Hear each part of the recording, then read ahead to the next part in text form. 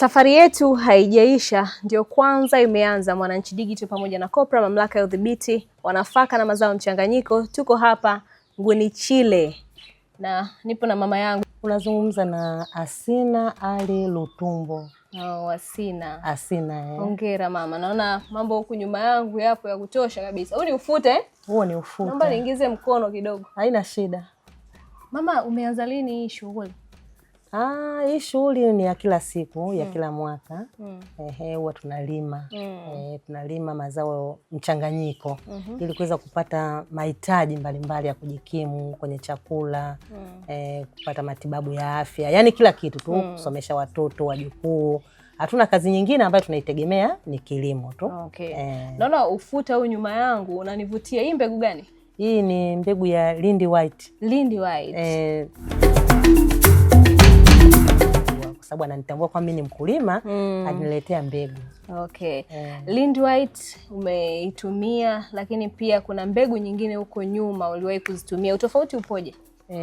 Tulikuwa tunatumia mbegu za asili ambazo tumezikuta wazazi wetu wanalima. Tofauti ipo. Tofauti ya kwanza, ufuta wa Lindi White kwanza unakuwa na uzito mkubwa. Okay. Alafu unakuwa na mapato mengi shambani.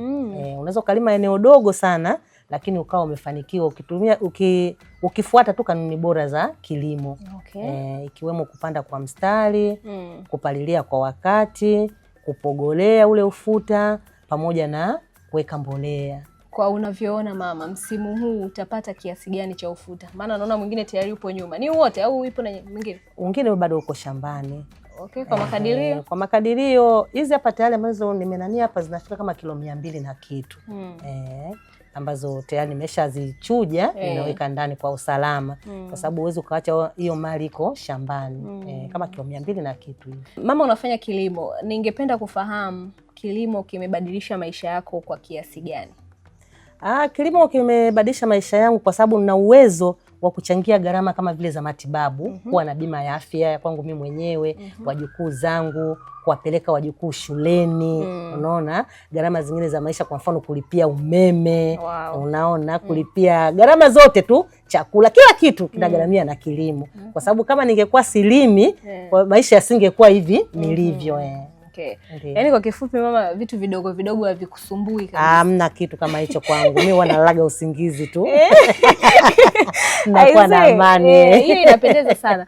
Mama, kila mtu ana ile ndoto yake kwamba na malengo kwamba sasa hivi ninalima, nikipata ufuta huu kwa msimu huu nataka nifanye hichi na hichi. Ningependa kutamani. Sasa tumevuna na tayari mzigo upo hapa na mwingine upo shambani. Unatamani ama unatarajia kufanya nini kwa pesa ambayo utaipata msimu huu? Yani pesa nitakayoipata msimu huu, kila pesa iko kwenye malengo tayari. Yes. Kama kugharamia karo za shule za watoto, unaona, kufanya mambo mbalimbali ya kilimo. Kwa mfano mimi ni mkulima wa ufuta pia, lakini pia nalima na korosho. Bado mashamba yanahitaji nini? Yanahitaji fedha kwenye kupalilia hizo korosho. Ili nitakapofika mwezi wa 12 niwe tayari na fedha zingine ambazo zitanipeleka sasa kwenye kilimo cha ufuta. Kwa sababu tunavyozungumza kilimo kina gharama sana.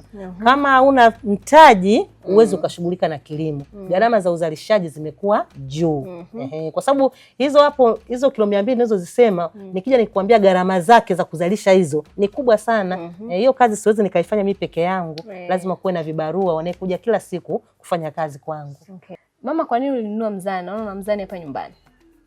Asante sana. Nilinunua mzani yani nilikuja baada ya kuona kwamba nilivyopeleka galani sijajua kwamba lile shamba nilivyoulima nimelima ukubwa gani, kwa sababu ninayo mizani, ninayo tape measure ya kupimia maeneo yangu. Mimi kabla sijampa mtu kazi lazima nijue nimepima lile eneo kama ni robo au nusu. Kwa mantikio sasa nataka nijue kwamba je, hiyo nusu eka niliyolima ufuta, nimeweka mbolea, nimetumia mbegu bora, je nimepata kiasi gani? Nitakapokuwa napeleka galani basi niwe najua kwamba nimevuna kiasi gani kwenye eneo lenye ukubwa gani.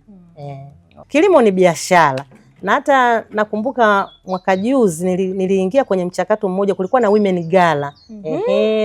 Nilipata tuzo ya kuwa mkulima na pia mjasiriamali. Kwa hiyo ninapopeleka mazao yangu shambani sokoni natakiwa nijue kwamba ni kiasi gani nimevuna. Kwa wakati wa sasa ni lazima ujue kwamba vipimo vyangu vya shambani, yani nimevuna nini na ghalani nimepeleka nini.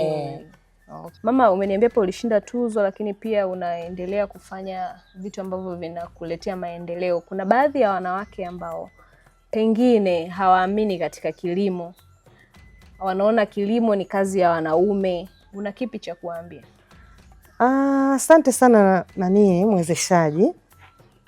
Mimi binafsi yangu mzazi wangu alikuwa ni mkulima mjasiriamali, mama yangu. Mimi nimezaliwa na yani nimelelewa na mzazi mmoja. Nimelelewa na mama yangu tu, lakini mama yangu alikuwa ni mjasiriamali wa kilimo. Alikuwa anapenda sana kilimo. Kwa hiyo yani kama vile mimi hii kazi nimeilisi kutoka kwa mzazi wangu. Yani mama yangu yeye alikuwa hata ukimpa kitu chochote, hata kama ukimpa kitenge hivi, kesho utakikuta amechukua mtu mwingine mtaani amevaa. Yani tayari ameshamwambia nilimie hapa nikupe. Umenielewa? Yani ndio iko hivyo. Kwa hiyo yani kama vile ni kitu ambacho nimekilisi, na kilimo pia wanakipenda. Ni kazi ngumu. Naomba nizungumze tu ukweli. Ni kazi ngumu sana. Alafu inahitaji wito.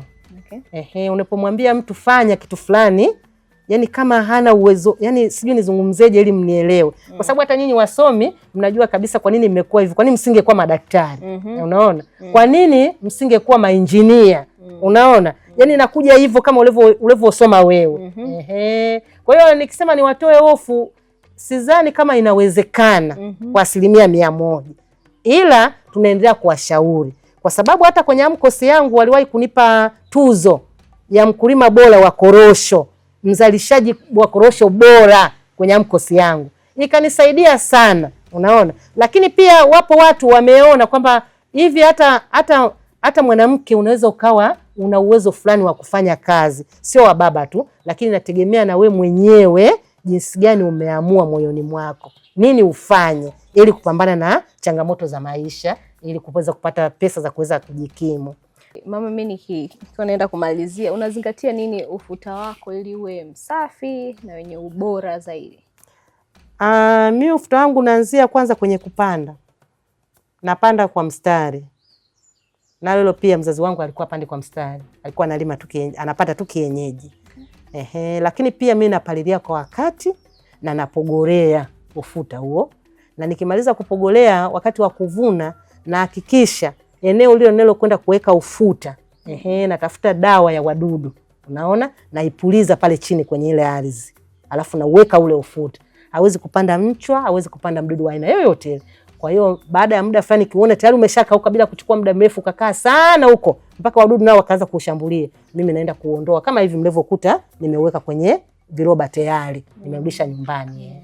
Kwa hiyo nazingatia vitu kama hivyo, uwekaji wa mbolea, siombe kwa mtu, niko hivyo, yani haina sina ile changamoto ya shida kabisa kwamba leo nitakula nini katika maisha yangu. Yani hapo nilishaondoka mimi. Lakini mimi nishauri serikali kupitia idara ya kilimo kuwahimiza vijana kuingia kwenye kilimo. Lakini changamoto kubwa inayowakabili vijana ni mtaji. Mtaji ndio umekuwa shida. Na huu mtaji umekuwa shida kutokana na wao kutokuwa na dhamana ambazo zinawafanya wao waweze kukopesheka. Sasa nashukuru kwamba halmashauri inatoa mikopo ile ya 10%. Lakini ile mikopo ya 10% ina changamoto zake. Niseme kwamba mbegu ziko vizuri. Na mimi ningependa siku moja wananchi wote wangelima hii mbegu. Lakini ni kitu ambacho sasa mimi binafsi yangu siwezi nikawaweza hao watu kuwaeleza kwamba ni lazima mlime hii mbegu. Mimi naamini kwa uzuri wa huu ufuta jinsi ulivyo, hata bei zingekuwa zinaongezeka kama tungekuwa wananchi wote tumelima hiyo mbegu. Na niseme tu mimi nashukuru sana Kopra kwa kutuletea mbegu za ufuta. Mbegu za Lindi White, mbegu nzuri, mbegu ambayo inafanya vizuri sana kwenye maeneo yetu. Kwa hiyo mimi niseme tunawashukuru sana. Ni mbegu ambayo yani hata ukipima tu uzito wake, huu mzigo hapa ulioko hapa ni mzigo mdogo, lakini ukiupima unakuwa ni mzito tofauti na ufuta wengine wa kienyeji.